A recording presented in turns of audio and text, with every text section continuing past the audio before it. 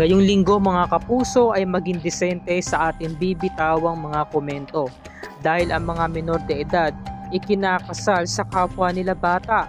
Bakit laganap pa rin ang child marriage sa ilang bayan sa Sultan Kudarat sa kabila ng batas na sumasaklaw dito? Ayon sa kwento, tinutukso kasi kami ng tiyuhin ko na magligawan kami. 5 buwan na kasi akong buntis. Bawal kasi sa Islam na may mangyari bago ang kasal, kaya nagkasundo yung mga magulang namin. Kinakabahan po kami kasi ang babata pa po namin pero ikakasal na kami. May mga pag-aalinlangan kami kasi marami pa kaming pangarap sa buhay, pero baka yun talaga ang kapalaran namin. Baka kaming dalawa talaga ang para sa isa't isa. Ito ang mga isinalaysay ni Princess at Kiko, mga ikinasal ng menor de edad. At ito pa ang isang istorya. Pauwi na kami galing Christmas party. Nakita kong wala siyang kasama kaya doon ko na siya pinatulog sa amin.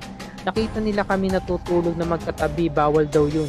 Hindi sila naniniwala na walang nangyari.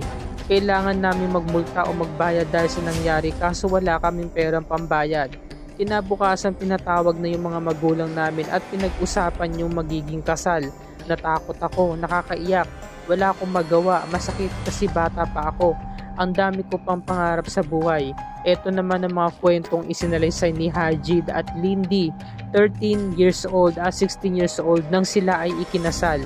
Mamayang gabi mga kapuso ay malalaman pa natin ng ibang detalye kaya pakatutukan natin yan sa programang Kapuso Mo, Jessica Soho.